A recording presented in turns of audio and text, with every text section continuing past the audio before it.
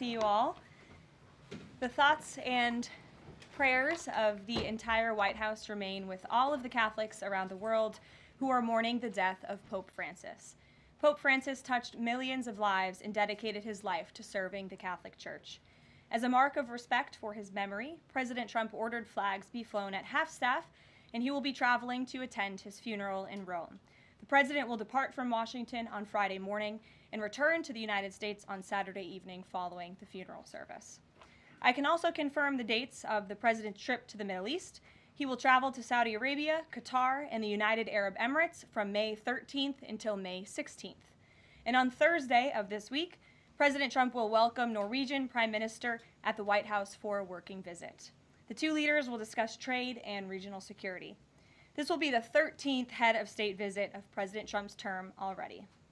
At the border, President Trump continues to deliver on his promise to make America safe again. The Wall Street Journal captured the Trump effect in a recent article. Border crossings grind to a halt as Trump's tough policies take hold. U.S. Customs and Border Protection recorded its lowest southwest border crossings in history in March, and we're seeing the same successes at our northern border. Here's how the New York Post put it. Northern border sector previously overrun by illegal migrants sees dramatic drop in crossings. We haven't seen anyone since November, end quote. According to U.S. Customs and Border Protection, just 54 illegal aliens were apprehended in the Swanton sector of our northern border, which stretches more than 300 miles in March. This is a drastic 95% drop from the more than 1,000 border crossings that were caught in March 2024. This is a main hotspot area that recorded more than 80% of all apprehensions along the northern border during the 2024 fiscal year. And new reporting from the Washington Times fully highlights the difference in Joe Biden's disgraceful approach to the border compared to President Trump's. Under Trump, border catch and release has dropped 99.99% from worst Biden month. You can't get much better than that. This statistic in particular is astounding. Border Patrol agents caught and immediately released 189,604 illegal aliens into the United States in December 2023 at the height of the Biden border crisis. But under President Trump, Border Patrol agents caught and released only 20 illegal aliens into the U.S. in the month of February. Thanks to President Trump, operational control of the border is becoming a reality, and the administration's historic enforcement measures are yielding huge results. Illegal aliens are finally getting the blunt message. If you cross the border illegally, you will be swiftly deported and never return to the United States of America. Efforts to arrest the criminal illegal alien invaders are continuing to ramp up. ICE Chicago arrested a Mexican national convicted of predatory sexual assault of a child in Cook County, Illinois. This week, ICE Denver arrested a Mexican national convicted of sexual assault of a child in Houston County, Texas. ICE Miami arrested a Nicaraguan convicted of aggravated battery in Hillsborough County, Florida. ICE Houston arrested a Salvadorian national convicted of attempted sexual assault of a child in Escape in Dallas County, Texas. And ICE Chicago arrested a Mexican national convicted of aggravated sexual abuse of a minor in Illinois. Despite the Democrats' insane objections, President Trump will continue to embolden law enforcement officers to arrest dangerous legal alien criminals and keep our communities safe. And also thanks to President Trump's America First economic approach, investments continue to pour into our country. Swiss pharmaceuticals company announced they will be investing $50 billion in the United States over the next 5 years, creating 12,000 new quality jobs. Regeneron Pharmaceuticals also agreed to pay Fujifilm Technologies more than $3 billion over the next decade to help manufacture its medicines in the United States. It's a top priority for President Trump to ensure we are producing critical medicines and pharmaceutical drugs right here in America, and that is exactly what we continue to see happen every day. In other news, the Trump administration has announced we will put an end to Joe Biden's illegal student loan bailout attempts. No student loan has been referred to collection since March of 2020. That comes to an end. On May 5th, the Department of Education will resume involuntary collections for borrowers with defaulted federal student loans. The student loan portfolio controlled by the federal government is nearly $1.6 trillion, but fewer than 4 out of 10 borrowers are in repayment. This is unsustainable, unfair, and a huge liability for American taxpayers. Debt cannot be wiped away. It just ends up getting transferred to others. So why should Americans who didn't go to college or went to college and responsibly paid back their loans pay for the student loans of other Americans? The Trump administration will never force taxpayers to pay student loan debts that don't belong to them. Student loan borrowers need clarity, and we're finally giving it to them. Borrowers will now be clearly expected to repay their loans, and those who default on their loan obligations will face involuntary collections. The government can and will collect defaulted federal student loan debt by withholding money from borrowers' tax refunds, federal pensions, and even their wages. America is $36 trillion in debt. We must get our fiscal house in order and restore common sense to our country. If you take out a loan, you have to pay it back. It's very simple. President Trump will not kick the can down the road anymore. Before we open it up to questions today, I want to commend our pool photographer who is in the room with us today. ABC News photojournalist Melissa Young is retiring after 44 incredible years on the job, covering here at the White House.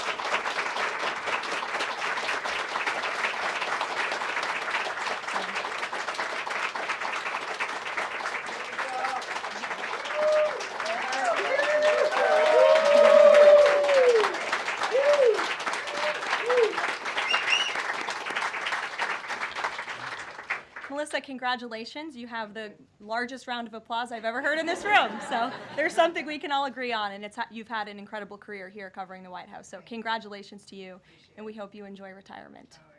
I'm sure you will. And everybody else in the room will be very jealous of you as you're enjoying your rest. All right, let's get to it. We have an individual in our new media seat today. His name is Tim Pool. He's a political commentator and a media entrepreneur with millions of followers, a very big platform. Currently hosts Timcast IRL, a daily news and discussions show, and The Culture War, a weekly podcast exploring cultural and political issues. His programs feature in-depth conversations on topics such as free speech, censorship, identity politics, and societal change, often engaging with a diverse range of guests. He's in Washington today because we are also hosting a local media row across the street in the Eisenhower building, which is a testament to our commitment to bring new voices into the White House to cover the president and this administration. So Tim, why don't you kick us off today? Yes. Many of the news organizations that are represented in this room have marched in lockstep on false narratives, such as the Very Fine People hoax, the Covington smear, and now what's being called the Maryland Man hoax, where an MS-13 gang member adjudicated by two different judges, I believe, is just simply being referred to as a Maryland Man over and over again. Now, in an effort from the White House to expand access to new companies, you've created this new media seat. So I'm wondering if you can comment on following this expansion, you've had numerous outlets disparage the companies that you've had sit here, as well as the reporters. I'm wondering if you could comment on that unprofessional behavior, as well as elaborate if there's any plans to expand access to new companies. Sure. Well, we certainly welcome diverse viewpoints in this room, which is one of the reasons we have you in here, and there's many new faces in this room in comparison to the previous administrations. We want to welcome all viewpoints into this room. We welcome unbiased journalists who really care about the truth and the facts and the accuracy, and you rightfully pointed out the Maryland Man story, which I, from this podium, when The Atlantic published it, on that very first day, I came to this podium and said, this is wrong. The press in this room have this story wrong, and we have seen more and more evidence come to the table that we have had all along. We were always right. The president was always on the right side of this issue to deport this illegal criminal from our community. And it is despicable to see the media continue to refer to this individual as someone who is just a peaceful man living his life in Maryland. This was and always has been an illegal criminal, an MS-13 gang member, and a designated foreign terrorist. And the administration maintains our position to deport these individuals from our community. So thank you for being here, Tim. It's great to see you. Thank you. Dasha, why don't you kick us off? Thank you, Karoline. You're welcome. I really appreciate it. I have two questions, one on the Pentagon and another on the economy. You said on Fox News that the entire Pentagon is working against Secretary Hegseth, but the people who were fired were Hegseth's own guys. So how do you square that, and what do you say to concerns that that's bad management? They were Pentagon employees who leaked against their boss to news agencies in this room, and it's been clear since day one from this administration that we are not going to tolerate individuals who leak to the mainstream media, particularly when it comes to sensitive information. And the Secretary of Defense is doing a tremendous job, and he is bringing monumental change to the Pentagon. And there's a lot of people in this city who reject monumental change, and I think, frankly, that's why we've seen a smear campaign against the Secretary of Defense since the moment that President Trump announced his nomination before the United States Senate. Let me reiterate, the president stands strongly behind Secretary Hegseth and the change that he is bringing to the Pentagon, and the results that he's achieved thus far speak for themselves. Is there an FBI investigation into the leaks? The secretary said that these people would be prosecuted, so is the FBI investigating? You'd have to ask the FBI, you have to ask the Department of Justice on what they plan to do, but certainly we take leaks with the utmost seriously across this administration. You've seen people fired from the Department of Homeland Security. The president has made it clear it's an unacceptable behavior. And on the economy, Caroline, Peter Navarro said that it's perfectly possible to do 90 deals in 90 days. We haven't seen one just yet. How soon might we see a deal, and what evidence can you share that progress is being made in these trade negotiations? Sure. Well, I spoke to our entire trade team this morning. There is a lot of progress being made. We now have 18 proposals on paper that have been brought to the trade team. Again, these are proposals on paper that countries have proposed to the Trump administration and to our government. You have Secretary Bessent, Secretary Lutnick, Ambassador Greer, NEC Director Hassett, and Peter Navarro, the entire trade team, meeting with 34 countries this week alone. We are moving at Trump speed to ensure these deals are made on behalf of the American worker and the American people. And just yesterday, it seemed to get a little bit lost in the news, and I think it's a disservice to the American public that it did. The Vice President announced terms of reference for a trade deal with India. That is a big deal. We know when we look at the numbers, the monetary trade barriers and the non-monetary trade barriers from India, they have been ripping off the United States and American workers for a very long time. So the fact that the Vice President with Prime Minister Modi on that trip in India announced these terms of reference, which is essentially a framework to move the ball forward to sign a good trade deal between our two nations, is great progress, and it speaks to the work ethic and the real labor that's being put into this effort by the president's trade team. Sure. Go ahead. Does the proposals that you talk about, is that enough to extend the pauses on these reciprocal tariffs, or does the president need to see, these deals inked and signed to offer any sort of additional extension beyond the 90 days? Well, look, ask me in July when the deadline hits. I know I'll be answering those questions from all of you in this room. There's a lot of time left, and the president's trade team is working, again, at Trump speed as quickly as they can to ensure that these deals can be made. Are any of those conversations yet with China happening? I actually do have something to share on that. I asked the president about this before coming out here, and he wanted me to share with all of you that we're doing very well in respect to a potential trade deal with China. As I mentioned, there have now been 18 proposals in more than 100 countries around the world who are wanting to make a deal with the United States of America, and the president and the administration are setting the stage for a deal with China. So we feel everyone involved wants to see a trade deal happen, and the ball is moving in the right direction. Sure. Setting the stage for a deal with China, what does that mean? Has the president spoken directly with Xi yet?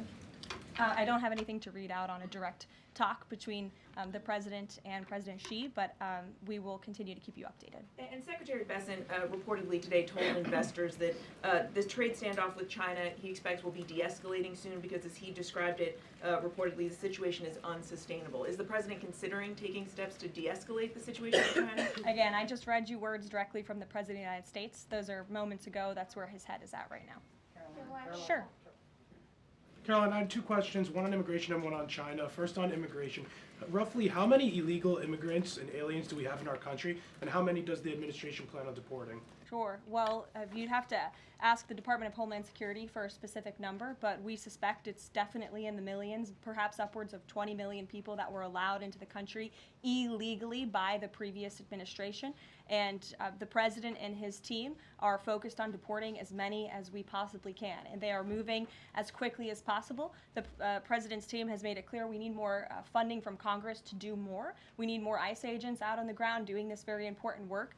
And we also need rogue district court judges to stop acting as judicial activists, trying to block the administration from deporting illegal criminals from our nation's interior. The American public elected the president to do this, and he's following through with that promise. And we have over 250,000 Chinese nationals in our country right now on student visas. Does the administration believe there's any national security concern when it comes to those over 250,000 Chinese nationals in our country? Well, as you know, when it comes to foreign visas, the Secretary of State has the right to revoke visas of those who we feel are acting in a adversarial way to our foreign policy interests here in the United States. He has that authority according to the Immigration and Nationality Act. So I would defer you to the State Department for any individual case, but they are looking at individuals who are given the privilege of being on a visa in our country, and if they are acting, again, adversarial to our foreign policy interests, their visa can be revoked, and they should be aware of that. Caroline. Sure, go ahead. Yes, I'm calling on you. Thank you, Caroline. You're welcome. Over the last few weeks, several countries have warned their citizens about travel to the U.S., and the Department of Commerce's own stats know that from a lot of countries, the number of visitors is falling. Does the White House have any message for people that might be reconsidering business or tourism travel to the U.S.? Where did you see that report? With the statistics coming from the Department of Commerce, Said what? It's That- hard to hear you. Sorry.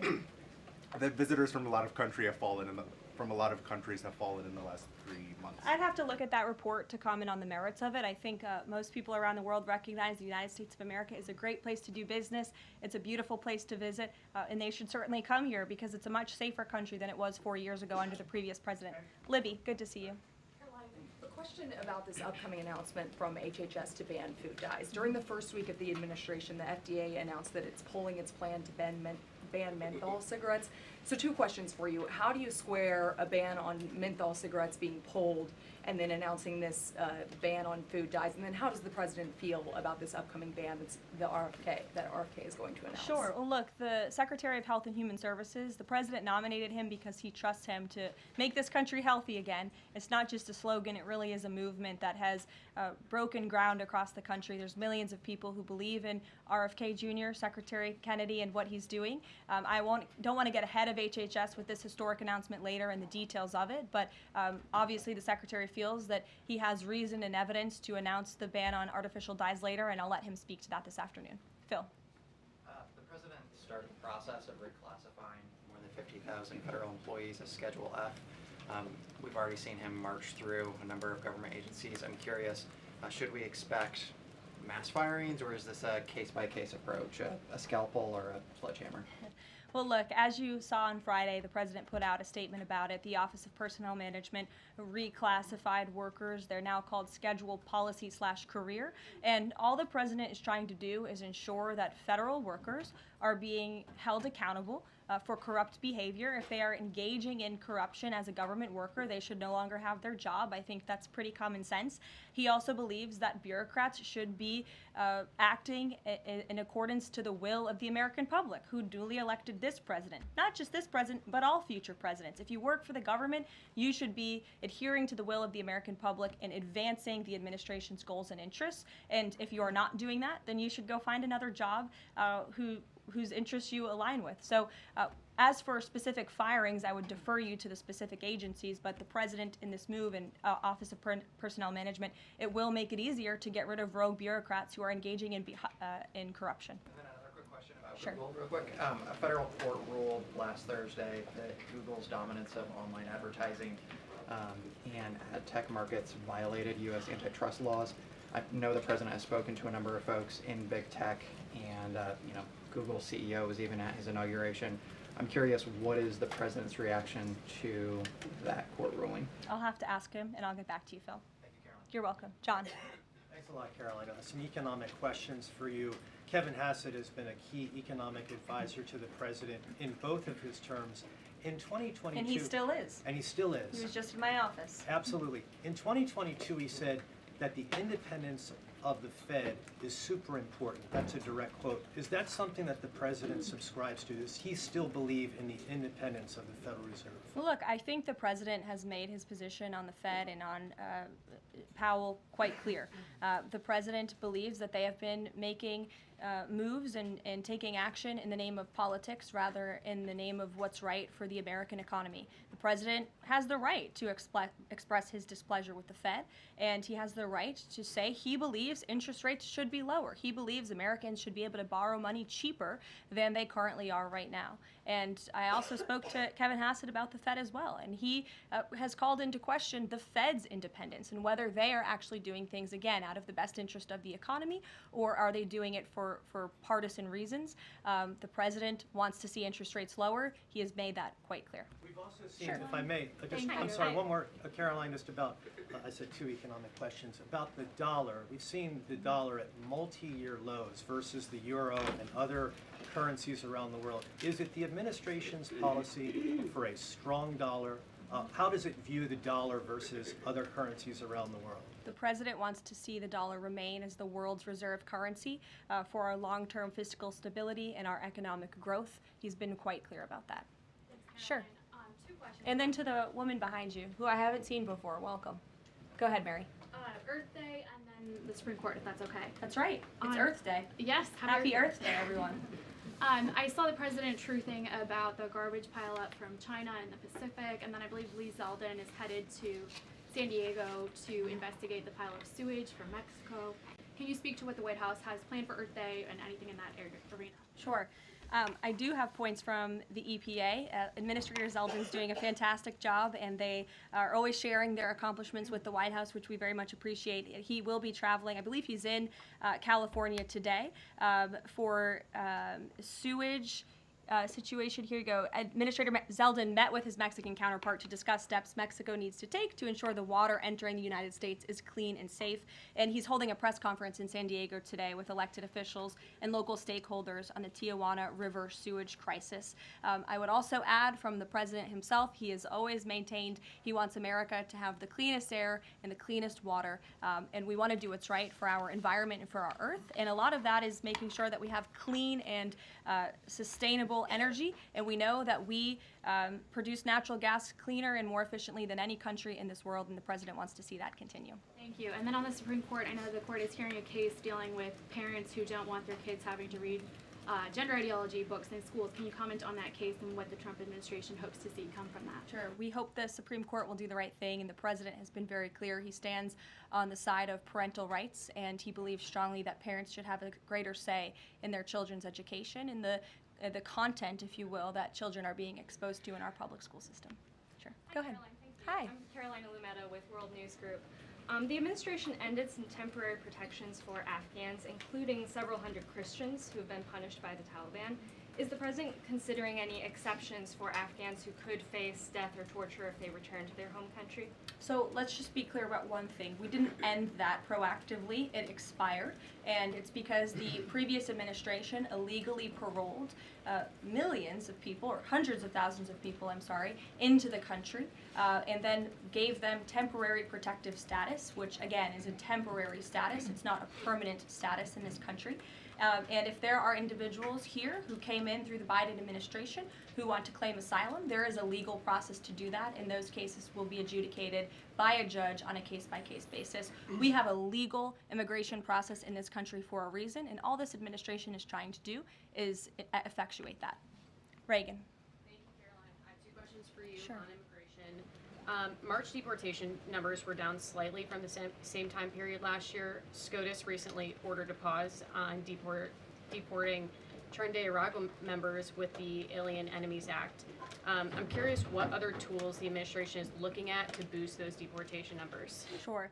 Well, we are obviously complying with the court's order. However, it was a temporary pause. The Supreme Court basically said, sit tight, and they will follow up with an order, and we're confident that the Supreme Court will rule on the side of law and recognize the president absolutely has the executive authority to deport foreign terrorists from our nation's interior under the Alien Enemies Act. We feel very strongly about that, and we're confident the courts will side with the president and his executive authority. As for deportations, we continue to deport illegal criminals under Title VIII, which is an immigration authority given to our Border Patrol agents and the Department of Homeland Security to deport illegal criminals from this country. And the administration continues to do that at record speed as quickly as they can with the resources that they have. The DOJ recently dropped charges against the MS-13 leader caught in Woodbridge, Virginia, with the idea that this will expedite the deportation process. Does the administration plan to drop charges against other criminal illegals to speed along the deportation process? You'd have to ask the Department of Justice. Obviously, that's within their purview, and I can't speak for them. However, it is our goal to deport as many illegal criminals and aliens from our country as we possibly can, as quickly as we can. Jackie. Thank you, Caroline. We've heard so much about this Saudi trip planning, and the president's mentioned it himself before, but I don't think we've ever heard on the record what he hopes to achieve in Saudi Arabia and what the purpose of the trip is. Sure. Well, the president looks forward to this. It was supposed to be his first foreign visit, but of course now he is going to Rome this weekend to honor the Pope and attend the funeral. The president looks to strengthen the ties between the United States and these countries in which he will be visiting. He'll be having many bilateral meetings and talks, and we look forward to the trip and hope to see many of you there. And the meetings in London this week, do they have any nexus with the plans in Saudi Arabia? I can't speak to that. However, I do have an update on meetings when it comes to the Russia-Ukraine war. I was just in the Oval Office with the President, Steve Witkoff, and they wanted everybody to know that the negotiations continue.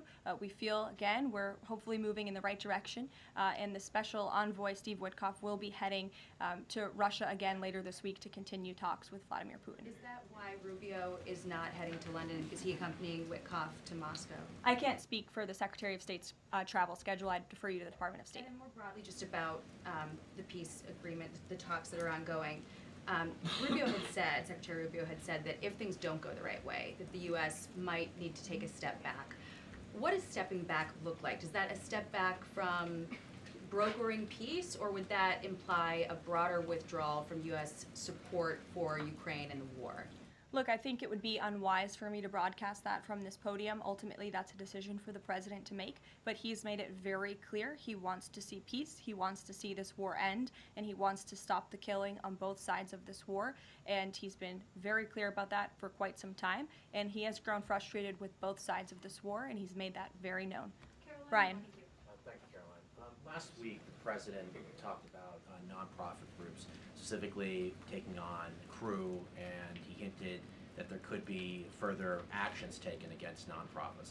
Does the White House have any plans for any sort of actions against NGOs, nonprofits, or other similar groups? Is any of that coming up? Is that being worked on at this time? I'll have to check in with our policy team and get back to you. Sure. Thank you, Caroline. Travis Gilmore with the Epoch Times.